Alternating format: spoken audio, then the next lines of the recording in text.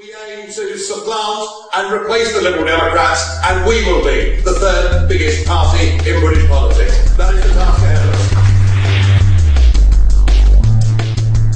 us. Something else. Opinion polls, as you will know, are suggesting quite a rise in support for UKIP, the UK Independence Party. They got nearly to 10% in one poll earlier this year, over 9%.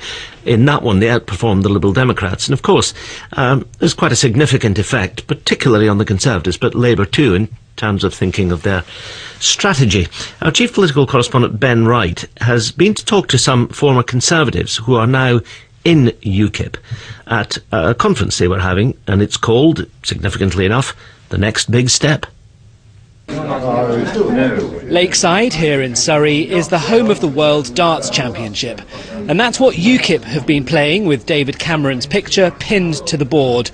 To good effect, judging by the number of former Conservative activists to be found here in their new political home. Nigel Farage and UKIP stand for everything that I believe in. I think there's far too much something for nothing in our society. I don't think it's just about Europe. They're in this coalition with the limp digits and the little boy Clegg, right, who seems to be the tail wagging the dog. I've had enough of that. People are stubbing out their cigarettes. We should go back inside to watch Mr Farage's speech.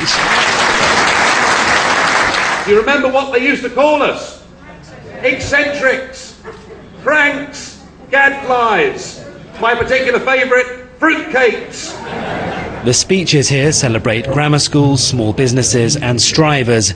The enemies include Europe, immigration, elitism, the BBC and the main political parties. So many of the things that UKIP's talked about over the last decade are now being seen by the British public to be true. And you can see why. With the Eurozone in crisis and the Conservatives in coalition, UKIP thinks its time has come.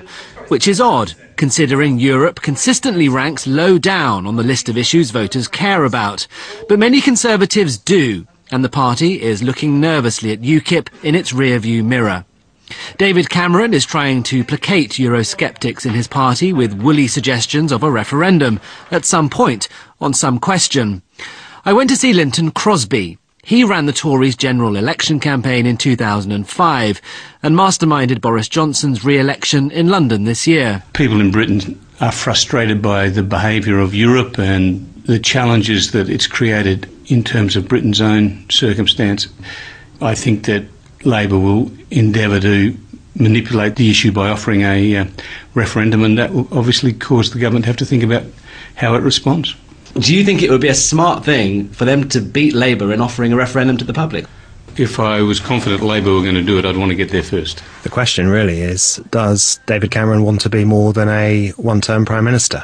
If so, he's going to have to deal with UKIP. The Conservative MP from Kent, Mark Reckless, thinks it's an urgent priority. I think that the rise of UKIP and the threat from UKIP is one of the things that is pushing my party, the Conservative Party, into making the argument for a referendum on national independence.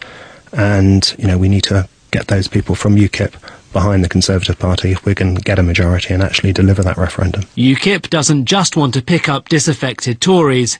It's targeting Labour supporters who felt abandoned by the party of Tony Blair. That's perhaps why Ed Miliband has recently chosen to speak about immigration and Englishness.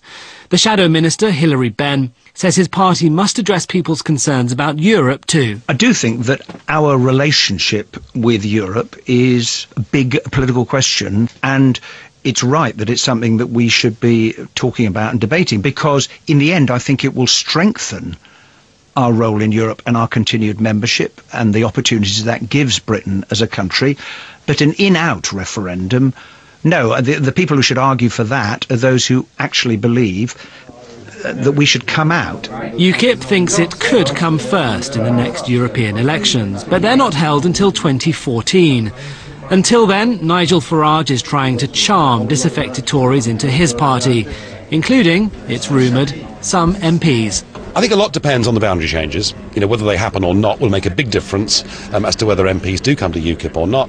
And the other thing is, we need to keep increasing our share in the opinion polls. And the more credible we look, the more likely it becomes. And I think on the current trajectory, I do believe that MPs will cross the floor, yes. Are you talking to them? Of course. Names? Not right now. Ken Wright reporting. The time 24 minutes past 7. Let's turn to the business. We aim to supplant and replace the Liberal Democrats, and we will be the third biggest party in British politics. That is the time.